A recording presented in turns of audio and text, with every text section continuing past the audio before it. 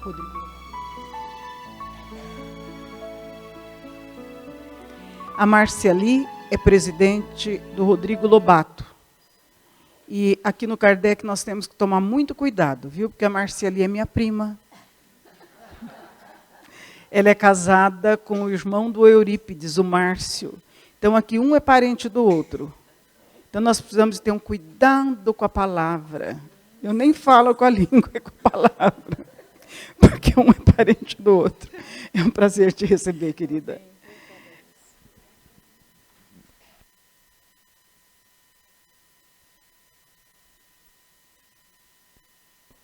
Põe uma coisinha na cabeça.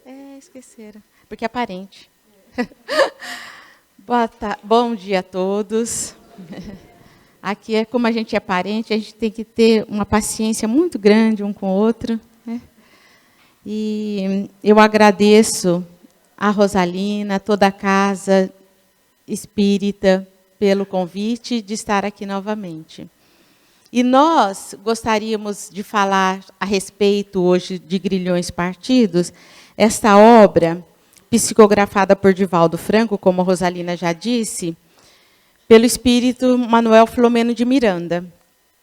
E Manuel Filomeno de Miranda, nós sabemos que é um trabalhador na área da mediunidade, um assistente, um amigo, auxiliador dos corações que sofrem com os problemas da obsessão. Então, ele nos diz, nesta obra, na realidade, já foi feito um seminário a respeito desta obra, e nós pegamos alguns pontos onde nós dividimos mais ou menos assim, onde o problema aconteceu. O problema, na realidade, como o próprio nome já diz, é de romper-se os grilhões produzidos pelas nossas atitudes. E, então, é um drama, é uma ocorrência, onde vai expressar, na realidade, os problemas das nossas vidas, né? Dos nossos lares, dos nossos familiares. Então, Manuel Filomeno de Miranda coloca, de uma forma romanceada, as atividades, o sofrimento e as dores que acontecem conosco, todos nós, que passamos pelos aguilhões da dor para aprendermos a amar um pouco mais. Então, nós pegamos essa história e destrinchamos em 3 partes, por exemplo, onde o problema aconteceu, quem foram os personagens da história, do drama, e como que aconteceu, em que momento aconteceu. Então, onde, quando e com quem. Então, onde aconteceu, acho que é aqui, né?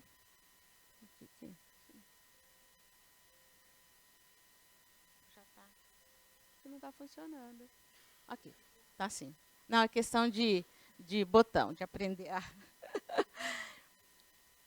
Onde aconteceram os fatos desta história, Grilhões Partidos? Foi nesta beleza de cidade, né, o Rio de Janeiro, mais especificamente na Avenida Atlântica, aqui. Na realidade, numa das coberturas destes apartamentos, nesta, então, deliciosa praia de Ipanema, de Copacabana. Então, a Avenida Atlântica, ela corta o bairro de Copacabana, e foi aqui, então, numa dessas coberturas destes apartamentos de luxo, onde os fatos aconteceram. Também aconteceu em Portugal, nessa nossa terra-mãe, nessa beleza de país. Nossas personagens estagiaram aqui também, mais especificamente em Portugal, na cidade de Braga, né, da onde saíram, né, os nossos nobres de Bragança. A cidade de Braga é uma das cidades religiosas mais belas de Portugal. E quando eu fui na internet para ver como estava Braga agora, eu fiquei encantada com a cidade. Ela aqui é uma praça que fica em frente a uma igreja.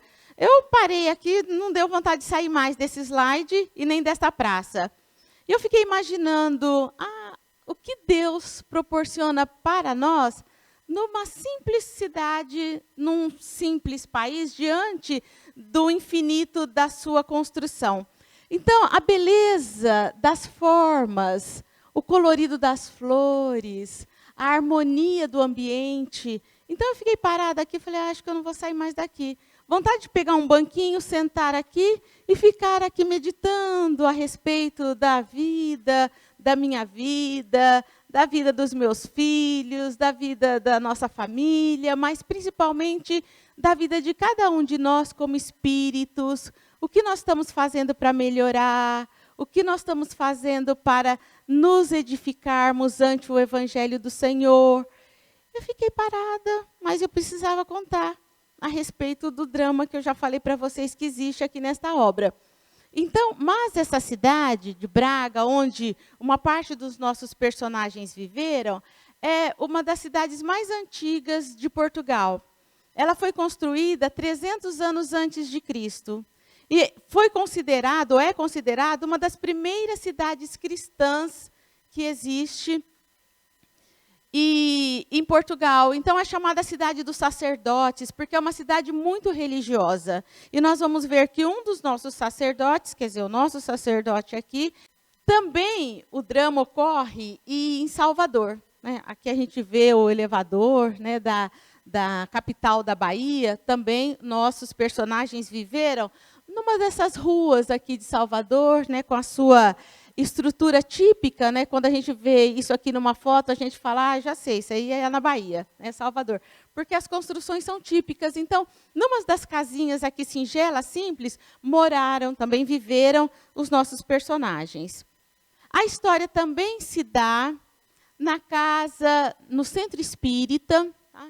Que é considerado como a nossa escola espiritual, onde as portas estão sempre abertas para nos receber com o afeto, com o carinho, com os braços abertos, com que os benfeitores amigos nos recebem sempre que aqui adentramos, para nos acolher, porque muitos chegamos aqui necessitados de acolhimento, de ajuda, para os nossos ajustes interiores, para nos consolar diante da problemática que nós estamos apresentando, diante da dor que nós estamos expressando. Mas, acima de tudo, a nossa casa espírita, ela tem a função de esclarecer. É a escola, para que nós possamos largar das nossas muletas e passemos a caminhar com as nossas próprias pernas, com firmeza, com os nossos pés fincados no chão, construindo dentro de nós a luz interior para que deixemos um dia de usar tanto a luz dos outros. Porque nós estamos caminhando muitas vezes, conseguindo andar por conta da luz daquele que está ao nosso lado. Só que aquele que está ao nosso lado tem que andar. Tem que sair, tem que caminhar. E um dia ele sai. E nós precisamos ter a nossa luz para podermos caminhar pelos caminhos do progresso.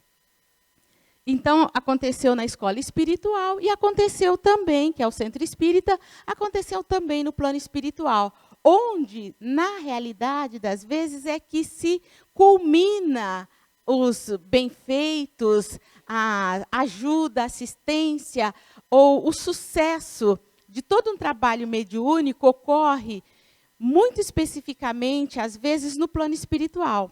Então, no centro espírita, nós temos a ajuda, mas muitos dos trabalhos realmente que resolve a problemática ocorre no plano espiritual.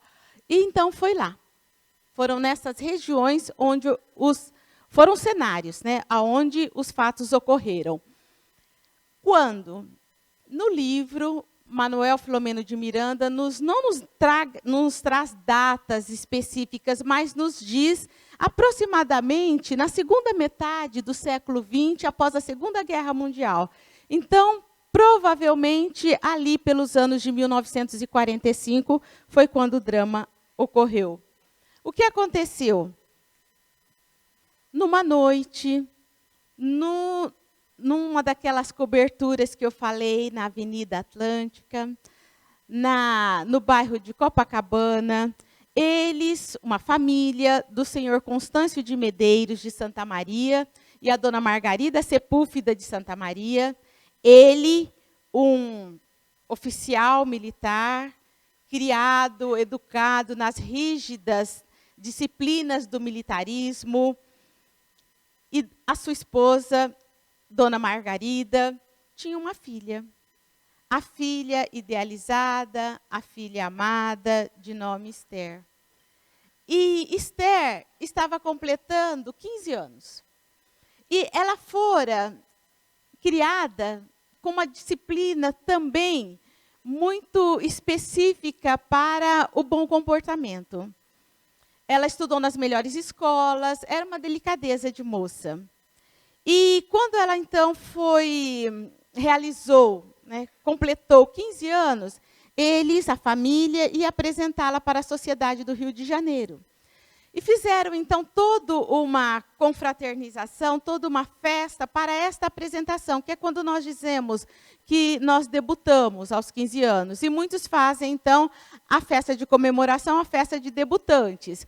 É quando a gente apresenta, então, à sociedade a nossa filha, o nosso parente, e Esther, então, ia ser apresentada numa festividade muito bem elaborada, com um buffet muito bem indicado, as músicas, a banda que iria tocar, os convidados também muito bem escolhidos. Então, uma festa com muito carinho, por longos meses preparados para apresentar, então, a nossa personagem. E quando dá lá mais ou menos o horário das 20 horas, eis que eles até tinham uma entrada, como se fosse um tapete vermelho, tudo projetado para esta festividade. Então, os pais apresentam a filha. E ela está tão bem trajada, e ela é tão linda, que Manuel Filomeno de Miranda para dizer até com que roupa ela estava vestida. E diz que ela se parece como uma deusa mitológica, um anjo. Ela entra toda vestida com um vestido longo de musseline tule, de tule musseline branco. Devia ser uma coisa muito linda para os nossos autores pararem para dizer até o tipo do tecido. E também entrei na internet para ver como seria mais ou menos uma roupa de musseline tule. Então, talvez Esther tivesse vestida assim, com um vestido longo, esvoaçante, leve, que era de se admirar. Ela entra, todas as pessoas, todos os convidados a admiram, ficam admirados por ver aquela beleza, ela toda delicada, suave, entra, e aí eles começam a tocar a valsa, ela começa a dançar com seu pai, os convidados também passam a dançar, e a festa se inicia. Uma festa harmônica, uma festa doce, uma festa linda. Aí acaba a valsa, e eles vão anunciar, eles estão lá felizes, servidos pelo melhor vinho, pelas melhores bebidas, quando então eles vão anunciar o jantar. Mas o pai diz a ela: Esther, antes de jantar, vamos fazer uma homenagem aos convidados que estão aqui, sente no piano e vamos dedilhar uma peça de um músico famoso. E ela começa, então, a dedilhar no piano uma música suave, delicada. Quando menos se percebe, ela tem um vágado, uma tontura, e parece pender para o lado. Aí parece que ela recobre novamente o equilíbrio, mas a sua face estava transformada. Agora o seu rosto estava como se fosse um rictus de ódio. Os olhos estavam esbugalhados, como se fossem sair das órbitas. E ela se levanta, então, do piano com uma face de raiva e direciona-se então para o seu pai. E começa a dizer blasfêmias, começa a dizer palavras vulgares e se direciona ao pai com tamanha força de ódio que ela chega próximo e lhe esbofeteia. Quem lê o livro vai ver. Ela esbofeteia o pai e continua dizendo impropérios e esbofeteia novamente. E o pai não aguenta e a esbofeteia também. Aí todos os convidados já assustados, as mulheres começam a chorar, a gritar, começam a se afastar. Um médico facultativo que foi convidado pega, leva para o quarto junto da mãe. Os convidados vão saindo, vão abandonando aquele lar. E ela então é colocada no quarto. O facultativo que tem a medicação lá começa a aplicar-lhe medicamentos injetáveis calmantes, mas por mais que ele injetasse medicamentos, não faziam efeito. Ela continuava daquela forma desequilibrante, gritando, xingando, odiando. E o interessante é que as vibrações, o ódio, eram todos direcionados ao pai. Não era direcionado à mãe, não era direcionado a nenhum outro convidado, era diretamente dirigido ao pai. E o pai não sabia o que fazer. A festa acabara. O sonho da realidade, da vida deles, daquele lar, também acabara. Porque passaram-se os dias e Esther não mais recobrara a lucidez. Esther enlouquecera. E enlouquecida, foi sugerido pelo médico que a levasse, então, a um nosocômio, a um hospital, para ela ser internada, no qual foi concordado pelos pais. Ela foi internada. Ela foi internada e foi diagnosticado, primeiramente, como se fosse, pelo que eles estavam vendo ali, um quadro de histeria. Mas aí eles fizeram um tratamento para a histeria e não melhorou. Passaram-se os meses. Ela não recobrou a sua consciência de antes. Ela continuou desajustada, enlouquecida. Não mais recobrara a lucidez. Então, eles diagnosticaram-na como um quadro de esquizofrenia. Com este quadro de esquizofrenia, eles ofereceram para ela, ou eles trataram através da terapêutica do eletrochoque. Através da convulsoterapia, onde ela convulsionava e aí era para melhorar, que é o tratamento era usado para a esquizofrenia. Além dos medicamentos, realizaram a terapia do sono, nenhum efeito. E todos os outros tratamentos que foram infundidos, realizados nela, sem um efeito. Então, ela foi diagnosticada como um caso de esquizofrenia refratária. Esquizofrenia intratável. E como que acontece com a clínica médica, antigamente e atual, quando você faz todas as terapias, oferece tudo que a ciência tem para o tratamento e não resolve?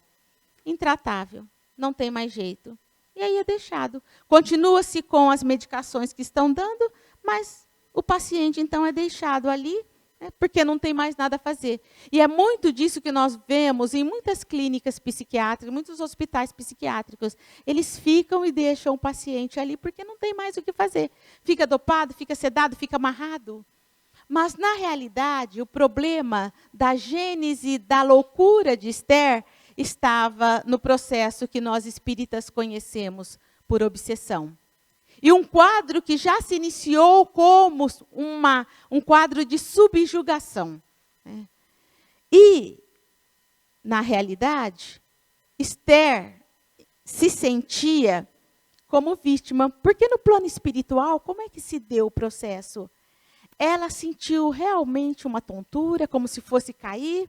E, de repente, ela não se viu mais dentro do próprio corpo com domínio das próprias faculdades. Ela conseguiu novamente não cair, se reajustou, se reequilibrou, mas ela se sentia fora do corpo, mas ao mesmo tempo ligada ao corpo. Mas ela não conseguia reagir como ela desejava, como dona do seu sentimento, do seu pensamento. Então, naquela hora que ela teve aquela tontura, aquele vágado, ela quis gritar, pedir por socorro. Mas o que saiu da voz dela foram gritos impropérios. E ela sabia se estar manipulada, pressionada por um espírito, por uma outra criatura que estava ao lado dela. E ela via. E ela via aquela criatura com aquele rictus, com aquela forma agressiva de envolvê-la, e ela não conseguia ter forças para superar. E ela queria gritar por socorro, e ninguém conseguia entender isso. Ela expressava uma coisa e sentia outra. E ela, então, permaneceu assim. Mas ela não tinha uma religiosidade sedimentada, não tinha conhecimento da vida futura, ela não tinha bases firmadas para poder reagir a isso que estava acontecendo. Então, ela, sem saber, ela se deixou envolver por isso, porque ela não sabia como sair disso. Então, ela se considerava inocente. Ela olhava para aquela criatura que estava do lado dela e perguntava por que estava fazendo aquilo. Ela não tinha lhe feito nada. E, então, ela estava ali no hospital psiquiátrico. Só que, no hospital psiquiátrico, assim como nos hospitais, assim como em nossos lares, assim como nas ruas, nas rodovias, em todos os lugares existem os trabalhadores do Senhor. Os anjos de luz. E existia neste hospital uma enfermeira chamada Rosângela. Rosângela, passando então pelo quarto dela, observou-a. Ninguém mais, tomava conta, nem mais assim, especificamente dava maiores cuidados. E ela ficava ali naquele canto. Quando Rosângela passou, olhou para ela, se sentiu tocada e foi lá para a banqueta lá da enfermagem e pegou a prancheta com o seu caso e começou a ler. Viu o que estava sendo feito, o que já tinha sido feito. E ela foi tomada de íntima compaixão. E a gente lembra aqui da parábola do bom samaritano. Foi tocada de íntima compaixão, parou.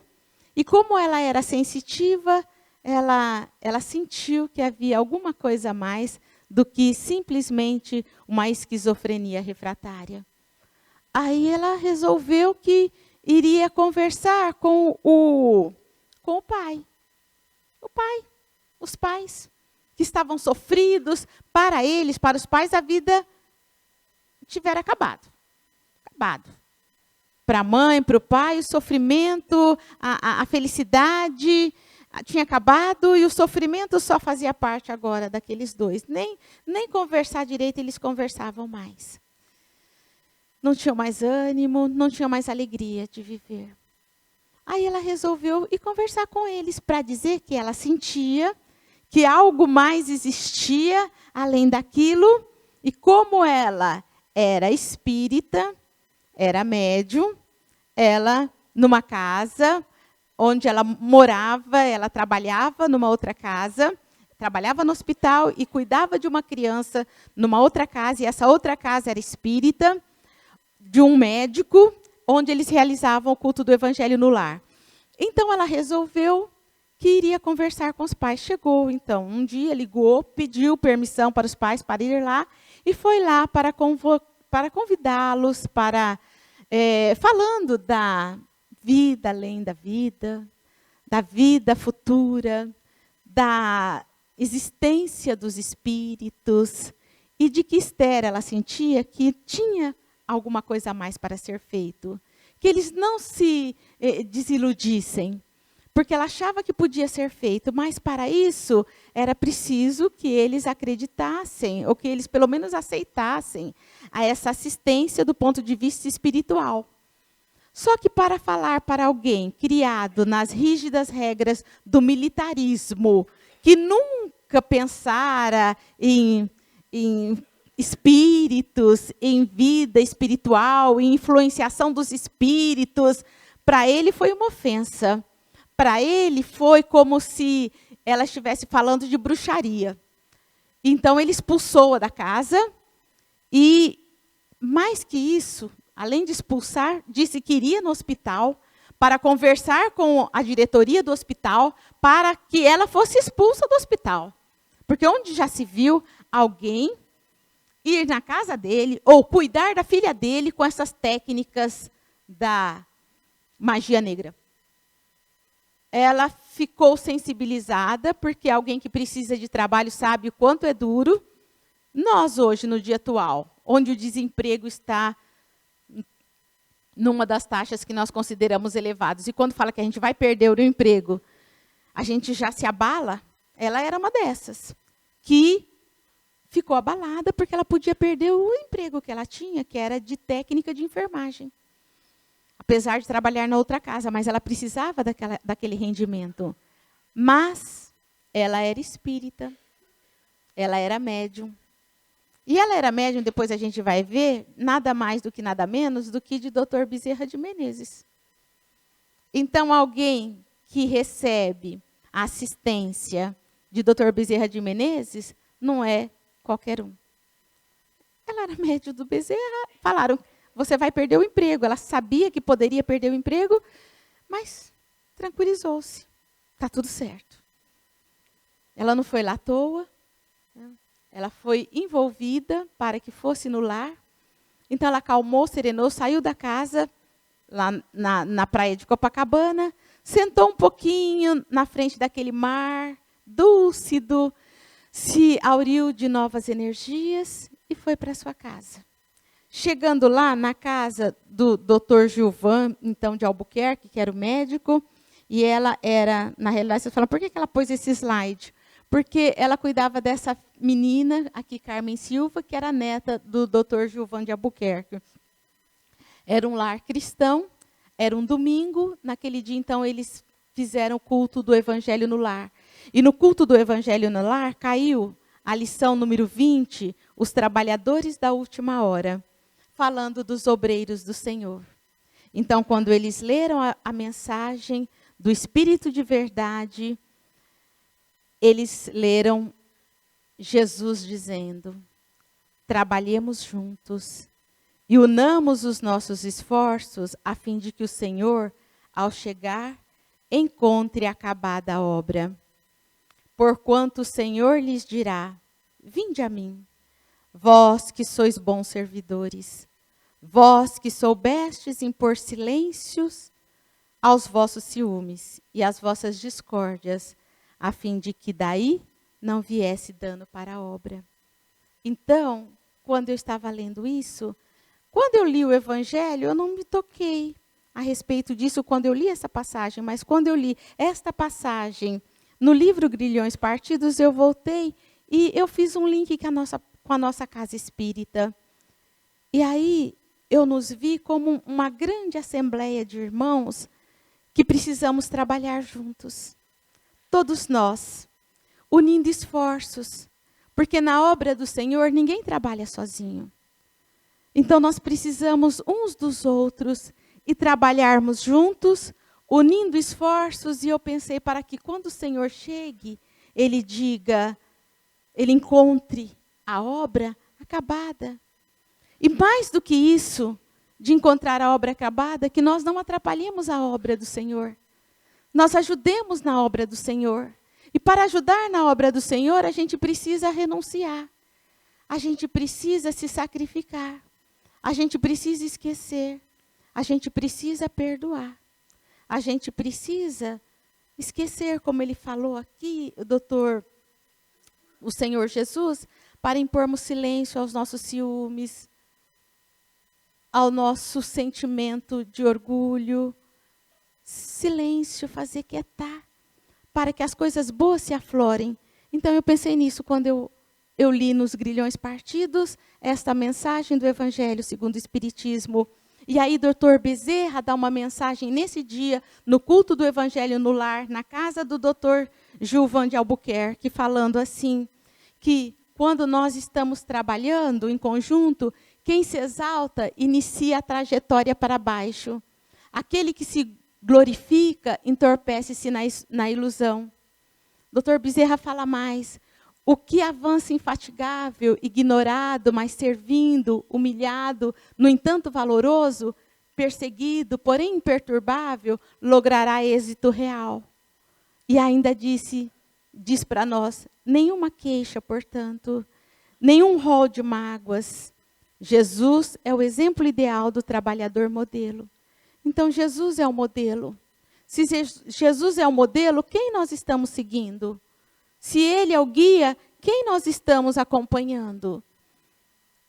Então, o Dr. Bezerra diz a eles, naquele culto do Evangelho, e ela que já estava serenada, serenou-se mais ainda. Mas no outro dia, o pai, né, o coronel lá de Santa Maria, ele foi no hospital para conversar com o diretor do hospital.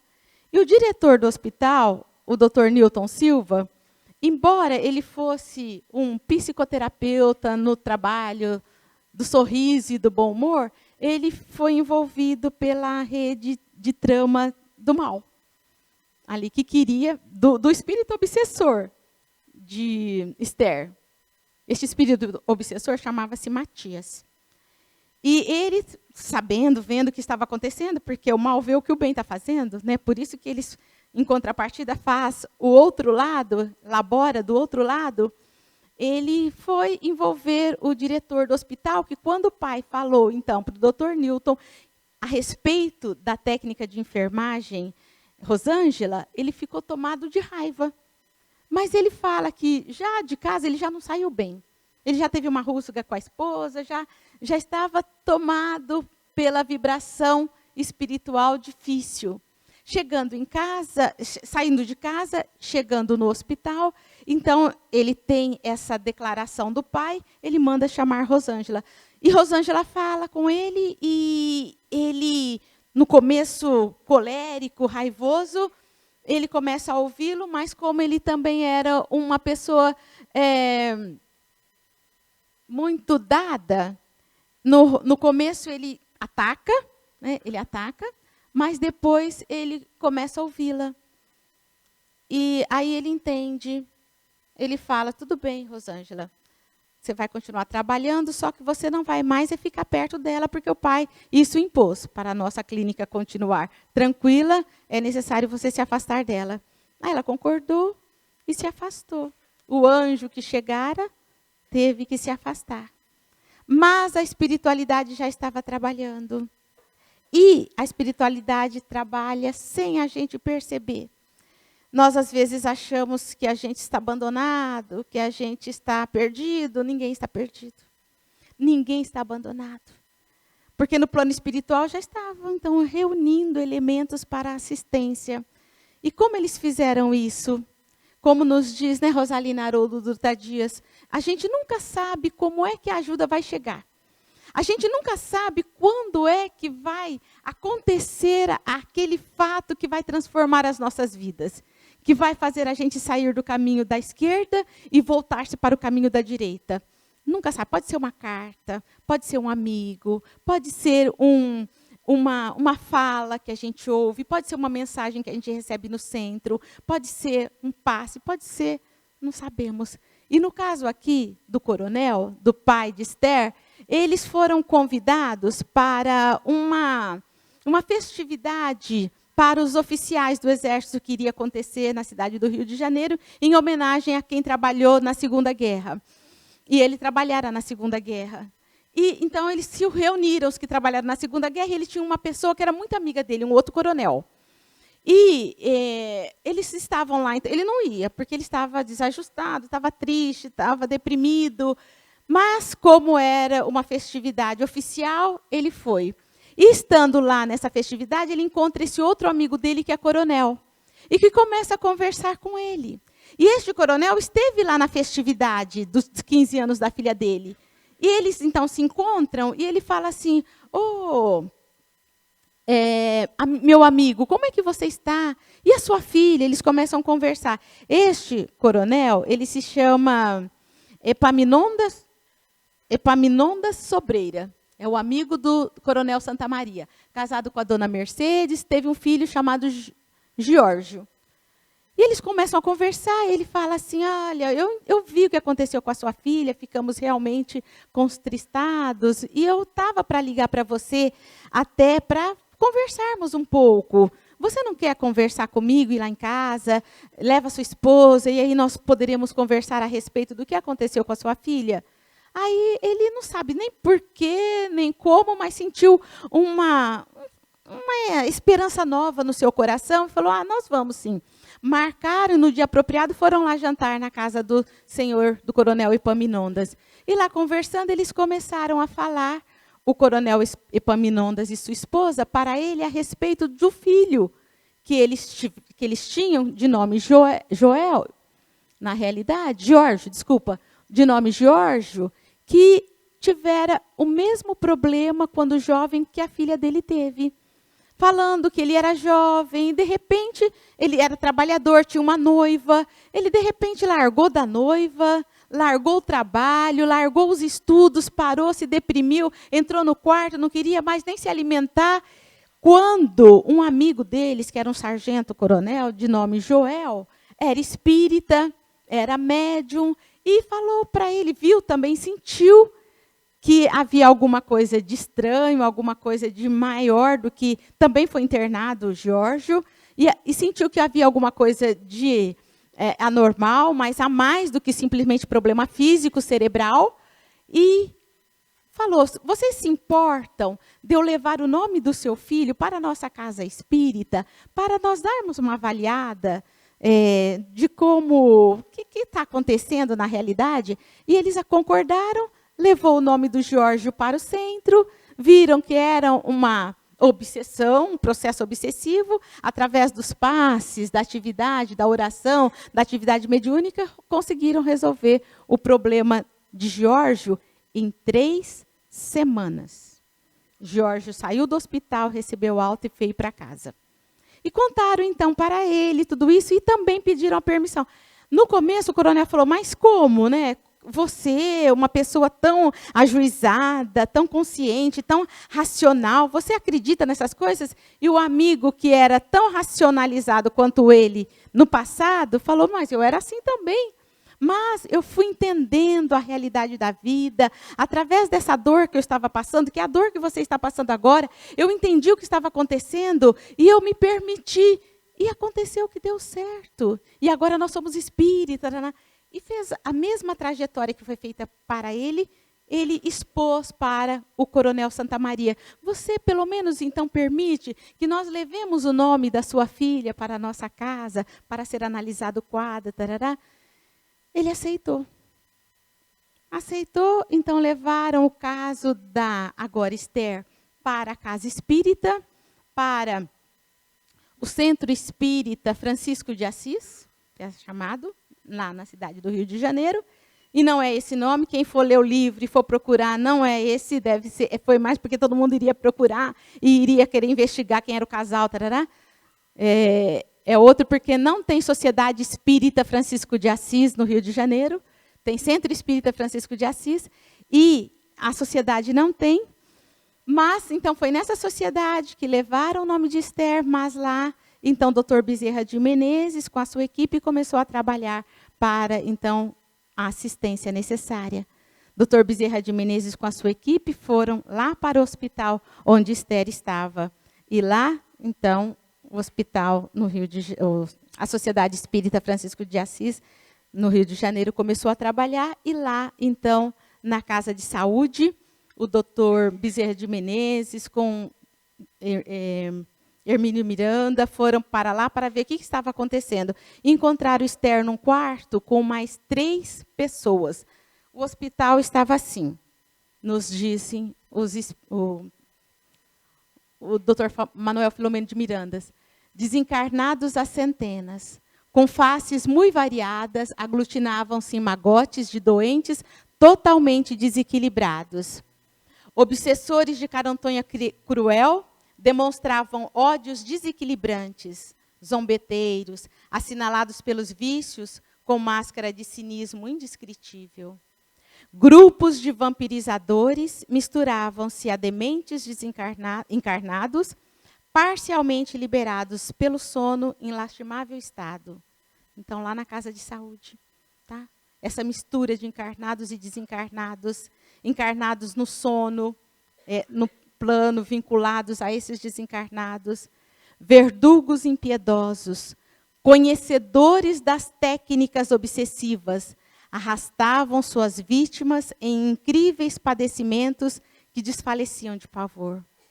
Um pandemônio ensurdecedor dava-nos a impressão de que nenhuma compaixão ou sentimento de humanidade ali existia. Os espetáculos de hediondez espiritual superavam tudo o que a imaginação humana pode conceber. Então, no nosocômio espiritual, vítimas e verdugos, mas vítimas entre aspas, porque na realidade, na universalidade divina, ninguém é vítima. E nós vamos ver por quê.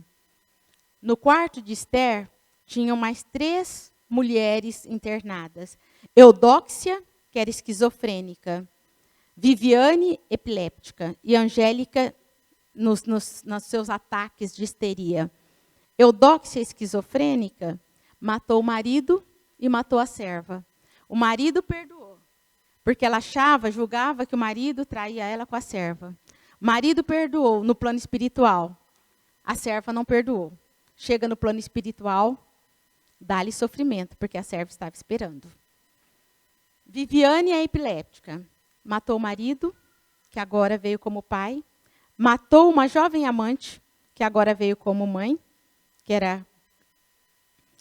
matou o jovem amante, que era comparsa dela, e explorava jovens, tá? E uma das jovens veio como mãe. Então, o marido veio como pai, uma das jovens que ela explorava veio como mãe, e o jovem amante era o comparsa que ela matou.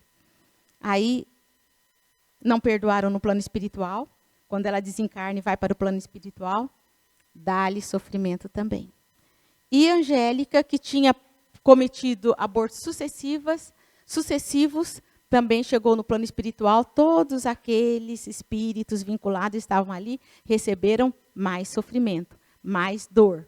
E aí ela reencarnou com esses distúrbios desde pequena, estava internada agora ali no hospital, só que ela iria sair do hospital e, através da maternidade, recebendo estes espíritos novamente, ela iria se recuperar. Então, Dr. Bezerra de Menezes começou a dar assistência para Esther e para todo aquele grupo que estava ali, né? Não à toa reunido. Mas, o que acontecera com Esther, na realidade, que nós vamos ver para terminar a nossa explanação a respeito do livro? Depois vocês vão ler e vão ver a riqueza. Na realidade, Esther, ela tinha sido subjugada. O problema era a subjugação, mas o problema causal era o problema do passado. Então, Esther tinha enlouquecido, mas não porque o cérebro enlouqueceu. Ela enlouqueceu porque ela foi subjugada. E aí, se essa subjugação continuasse, ela iria enlouquecer o cérebro. O cérebro. Porque tem quem enlouquece do cérebro, e aí tem a influenciação espiritual. O cérebro está desajustado, igual de Eudóxia. O cérebro dela estava desajustado pelo erro do passado. Então, eles enlouqueceram pelo erro do passado. Não havia obsessão primária aí. Elas enlouqueceram. Depois, os espíritos atuam, porque os espíritos fizeram elas sofrerem lá no plano espiritual. Quando elas reencarnaram, era o cérebro que estava desequilibrado pelos desvios do passado. Então, um desajuste de células, um desequilíbrio químico, físico. Aí os espíritos se achegam, né, e aí fica toda uma bola de neve. Agora, o caso de Esther, não. Ela tinha a integridade cerebral. O espírito chegou e fez aquela manifestação de loucura, de esquizofrenia. Mas, através do espírito. Mas, tirasse o espírito, ela iria novamente reorganizar o cérebro. Porque o processo era basicamente de obsessão, de subjugação espiritual. Então, nós temos assim, né? Subjugação mais o passado, levando à loucura, no caso dela.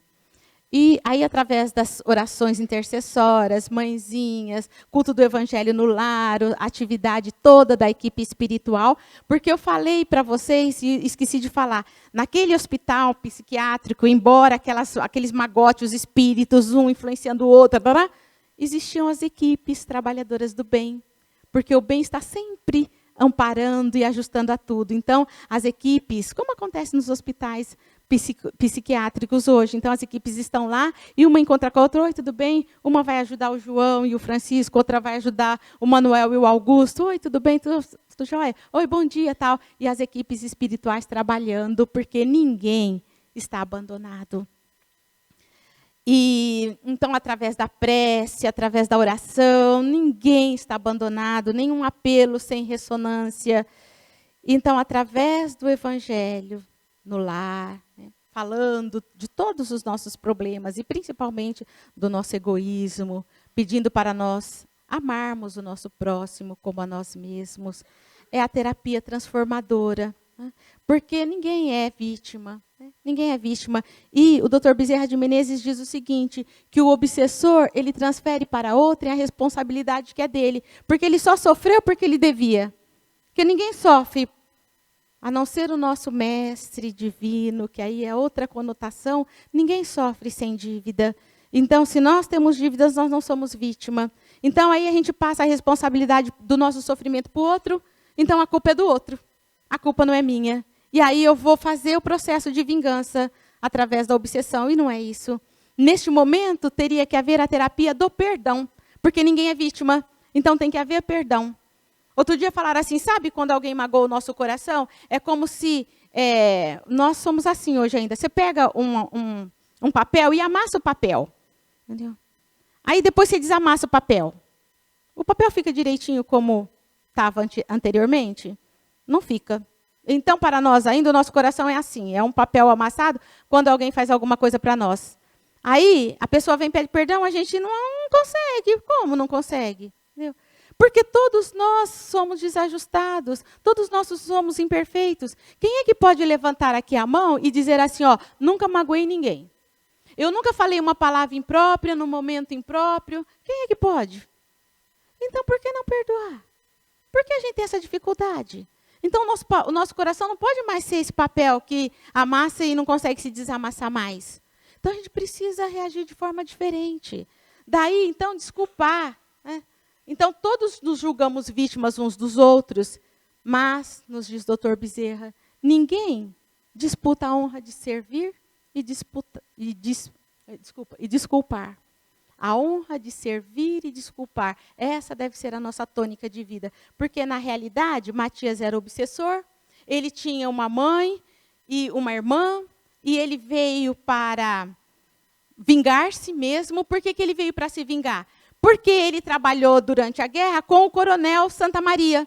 E lá na guerra, ele não queria ir naquele dia para o campo de batalha. Ele achava que iria morrer.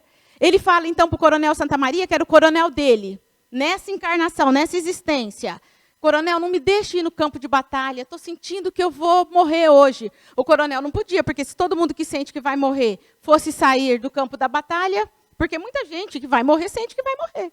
Então, aí não teria, eles iam perder a guerra. Então, ele fala, não posso. Ele fala, então, pelo amor de Deus, eu faço só um pedido. Se eu morrer, o senhor vai lá para ajudar a minha mãe e a minha irmã, que precisam de mim, da minha ajuda, do meu salário, e ficou acordado que ele iria. Só que ele morreu, acabou a guerra, e o coronel não foi ajudar a mãe dele e nem a irmã. A mãe era uma sofredora, a mãe era uma sofredora, chamava Abigail, e a irmã Josefa se prostituiu. Aí ele estava lá no plano espiritual, desajustado, perturbado, ele lembra-se da mãe e da irmã, ele vem direto, vinculou a mente, vai para onde está a mente. Foi lá e viu a mãe ajoelhada numa rua, orando e gritando o nome dele. Filho, por que me abandonaste? Porque com você a nossa vida não teria sido o que foi. A coitada de Josefa, que está perdida. Aí a hora que ele lembra da irmã, ele vai lá para onde a irmã está. E aonde a irmã está? A irmã está num prostíbulo. E ele vê a condição da irmã, ele é tomada pela lembrança do coronel, que falou, não, eu vou lá. E aí ele, tomado por esse sentimento, ele se vincula ao coronel. E aí ele vai lá. Lá onde? Na festa de 15 anos da filha. A hora que não foi nada planejado. Na hora que ele chega lá na festa de 15 anos da filha, que ele vai com aquele ódio para o coronel, quem sente esse ódio? A filha. A filha sente o ódio, ele quer esbofetear o coronel, a filha esbofeteia. E aí ele vê que ele consegue fazer aquilo que ele quer através da filha. Então, aí ele consegue a atuação dele através da menina. Entendeu? Mas, gente, essa filha que é inocente, a gente fala, nossa, coitada da moça, então, ela é inocente? Não. O que a gente vai ver? E aí, no plano espiritual, se desdobra tudo isso. Ele fala na atividade mediúnica, porque o coronel e a esposa estão lá na atividade mediúnica, ele chega e ele fala tudo isso. Você lembra? Eu sou o baiano, eu sou o soldado do exército. Aí ele assim começa a pensar, fala, eu me lembro mesmo disso. Aí ele fala, mas eu esqueci. Eu me esqueci da sua mãe, me perdoe, o que eu posso fazer? Ele fala, agora? Ele fala, mas eu posso fazer, eu posso ajudar. O coronel começa a se sentir, ele se sente agora, aquele sentimento de quem errou, e ele pede perdão. E ele fala, eu vou ajudar. Mas ele está com muita raiva do coronel, com muito ódio do coronel. E então a equipe do Dr. Bezerra de Menezes começa a atuar. Aí sim, né? Aí as coisas vão tomando sentido. Ele fala, realmente pode ser. Aí dá sentido na filha poder estar realmente sendo influenciada. Aí o espírita vai se tornando mais espírita e mais espírita. Aí ele se tornando espírita, eles vão ver o que acontece no plano espiritual. Quando eu falei que é lá no plano espiritual que as coisas se abrem, que a gente consegue entender bem o que aconteceu na realidade, Esther, hoje, era Eduardina no passado, lá naquela cidade de Bragança, naquela linda cidade, ela era Eduardina, uma nobre senhora, né, que tinha um relacionamento amoroso com o Monsenhor Severo. O Monsenhor Severo era o pai dela hoje, Constâncio de Santa Maria. O pai dela tinha um relacionamento amoroso com ele, e ele era sacerdote. E tinha praticaram vários crimes hediondos. E ele tinha um relacionamento com ela. E ela teve um relacionamento com este, que hoje é o Matias, e que chamava-se Casimiro. Ela tiveram um relacionamento e amava Casimiro. Mas ela tinha um relacionamento também com o senhor, o sacerdote. Casimiro se apaixonou por Maria do Socorro, na época lá de Bragança, na cidade de Braga. E aí eles tiveram um filho, ela engravidou, estava grávida. Quando Eduardina, ela descobre que o sonho da sua vida, aquele que ela ama, tem um relacionamento com a sua sobrinha, Maria do Socorro, e que ela está grávida. Então ela, como também tinha um relacionamento com o sacerdote que a amava, pede para que o sacerdote mate Casimiro e faça alguma coisa com Maria do Socorro. Como era sobrinha dela, ele fala, mas ela é sua sobrinha, não posso matá-la. Não, então vamos fazer o seguinte, coloca ela lá no convento das arrependidas. Imagine se esse convento das arrependidas era um lugar tranquilo ou não, para se viver. Chamava das arrependidas, quer dizer, todo rol de suplícios, de dificuldades, elas passavam, porque eram consideradas pecadoras. Ela vai para lá, a filha é levada para um orfanato, ela nunca vira a filha, e lá ela enlouquece. E hoje ela vem como irmã dele, Matias. A filha que ficara no orfanato vem como mãe dos dois. E ele, então, agora, para proteger as duas, ele vai influenciar Esther. Mas por que ele consegue, então, influenciar tanto? Quando ele chega na casa, ele consegue a simbiose direta com Esther. Porque Esther nada mais é dele, ou nada mais era, do que o relacionamento passado e que o matou. Esther, hoje, que considerava inocente, porque está fazendo isso comigo, ela tinha matado na encarnação passada, na encarnação anterior. Então, tudo vinculado, tudo ajustado. E agora a espiritualidade, então, através dos elos do amor, através dos ensinos de nosso Senhor Jesus, acalma o coração dele. O coronel vai lá e tira a mãe que estava na Bahia, morava na Bahia, a mãe e a irmã, vai lá, tira a irmã do prostíbulo, tira a mãe do sofrimento e traz para morar com ele na cidade do Rio de Janeiro. A hora que Matias vê que as duas estão amparadas, sente um alívio tão grande e fala, está tudo certo, agora eu vou me afastar. E se afasta para se recuperar também do trauma, das dificuldades, das dores.